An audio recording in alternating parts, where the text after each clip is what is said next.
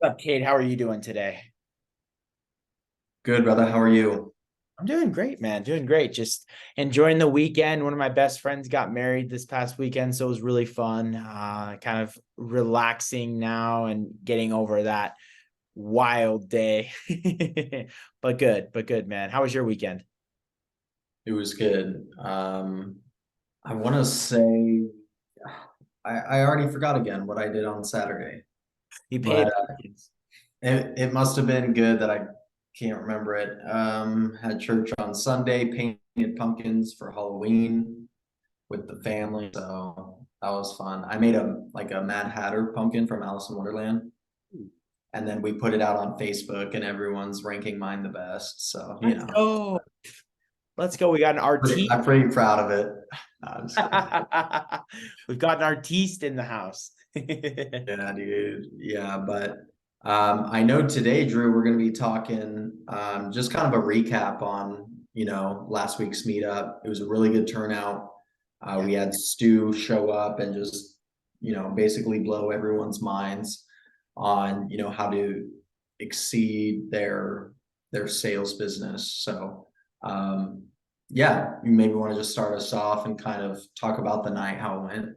Absolutely. Yeah. I mean, yeah, you're exactly right. To echo what you just said, like he did a fantastic job. I mean, his ability to speak in the actual situation that we were in, we were out on the patio. It was kind of loud and noisy, but he's still able to keep my attention completely amongst every person that I talked to. But he really had a lot of amazing and important things to share that we wanted to hit on without kind of going over what's going on in the markets because there hasn't been a heck of a lot of things, but I think what he said was super important. So, I mean, just to really briefly recap, he started out by opening up by just talking about connection and his past and how has done all of these different things, owned a bar, was a teacher, then started a real estate company, and all of it regarded and revolved around the idea of connection.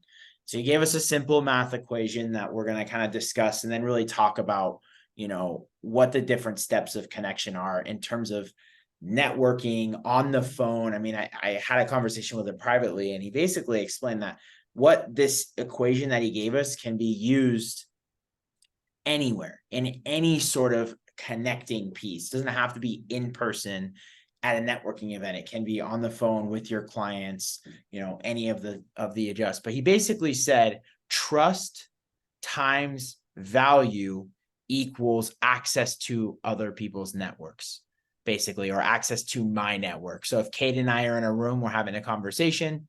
Uh, if I can provide trust and then multiply that trust by value, amplify really who I am and what I'm doing by knowledge and value to his personal relationship or not personal relationship, but his person, he'll be likely to grant access to his network to me.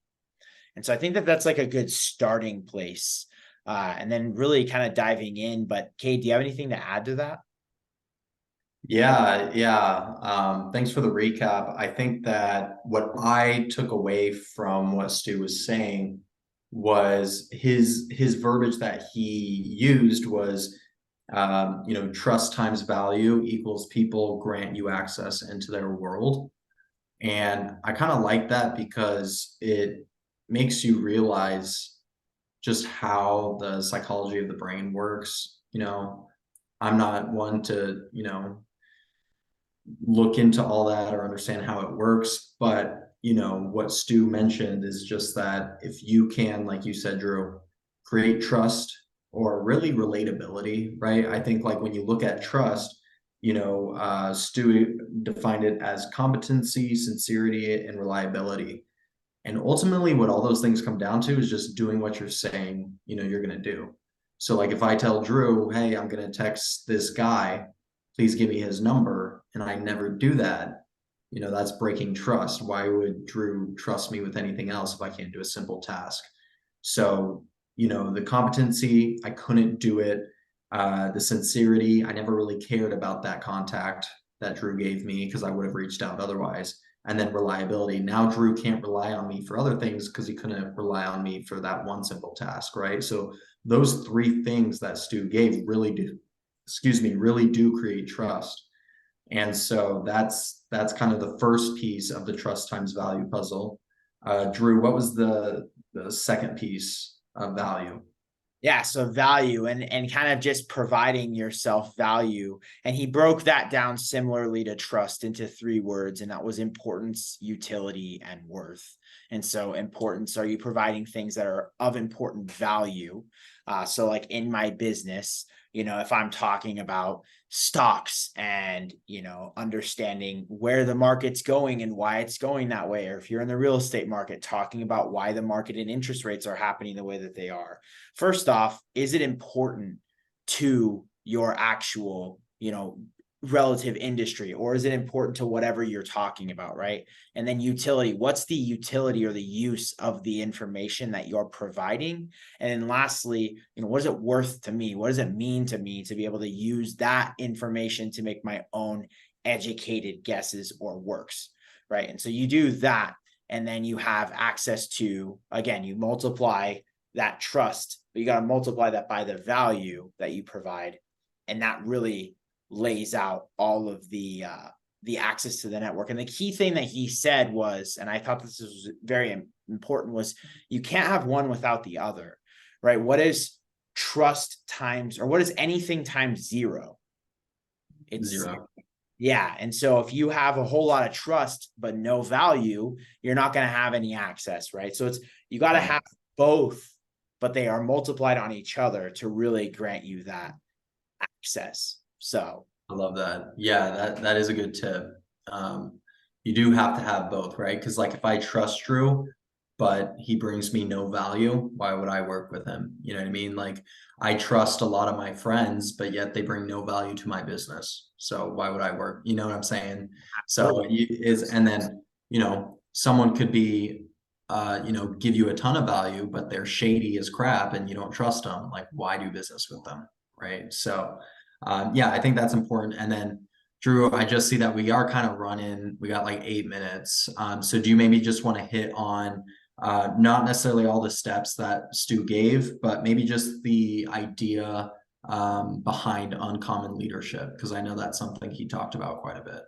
absolutely. Yeah. I mean, the whole idea of uncommon leadership is just being different, not being, the just traditional. And I think, kind of branch a little bit off of that. And then I'll let you circle back and kind of finish it off. But I think, one thing he always talked about is too many people jump into a networking event, or they jump into some sort of an interaction with people, and they jump through all the layers that he had shared with us about the idea of this connection piece, right? So they just go straight into, hey, I'm Drew, I'm a financial advisor. How can I help you? Rather than, hey, I'm Drew. Let me share something really crazy about myself.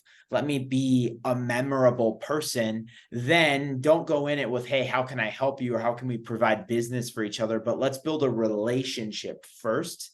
And then let's expand on that relationship and really help each other beyond that once the ground level has been laid. And you do this really by these 6 steps that he had discussed. And I think it's super important to really rely on that information, saying, oh yeah, it's good to make sure you're not jumping from 0 to 100, and not just like on your first date.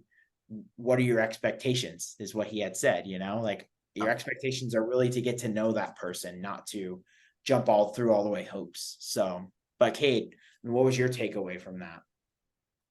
Yeah, no, I thought that was super, super unique. Just I guess the verbiage behind it, I think everyone kind of understands, oh, how do I, how can I be different than anyone else in my market? Like, who doesn't ask that question when they're getting started in business? I think most people do.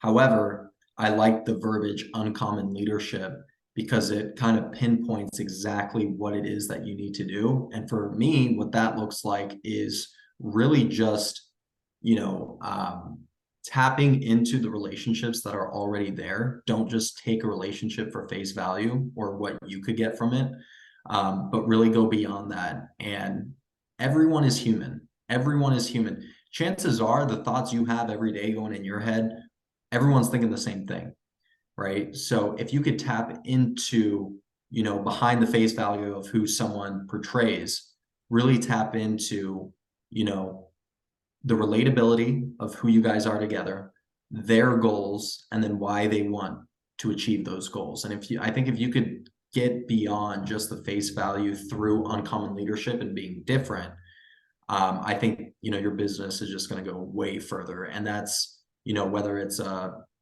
top person in your company, whether it's a client, whether it's a prospect, whether it's, the person washing your windows at your office, like whoever it is, right? Just going beyond, you know, running off to a meeting and not giving them the time of day, but really like sitting down, trying to understand and learn about the person. It goes a long way. And so that was my biggest takeaway. And it was a really good refresher of, how do we actually apply that? And, keeping it top of mind, throughout your day-to-day, busyness of life. So Absolutely, absolutely. And I want to echo again, like on that fact, because I think it's super important. The one thing he said is he gave an example of a police officer that really took at his children's school, really took the initiative to ask about his kids, get to know his kids. Like that was how that officer went from being, Officer Mike to police officer Mike, that they actually knew and liked and trusted. And so I think yeah, it's super important being different, be truly genuinely caring about the people that you're talking to, not just caring about how they can help you, and building a relationship. So, I mean, not like you said, nothing that we haven't already heard before, but a really good refresh and a good way to look at it from a yeah. different angle, you know? Yeah, because even like the networking thing too, I think people will often come into a networking event and just start handing out their cards, right? My name's Kate. I'm a realtor. Here's my card. Call me if you need me, type of thing. Where it's like, you know, that's personally been done to me, and it just kind of rubbed me the wrong way personally. So why would I expect that to be any different for anyone else that I would do it to, right? So, ultimately, kind of like the biblical rule of all, treat others the way you want to be treated. And I think that often gets overlooked because you're so focused on just doing business and deals. Just try to take a step back and assess whether, again, it's a prospect or client. How would I want to be approached or talked to or taken care of? You know, so yeah, that it was a really good event, guys. If you were not there, the great thing about these meetups is they happen every month. So you could come to the next one, which is November 16th.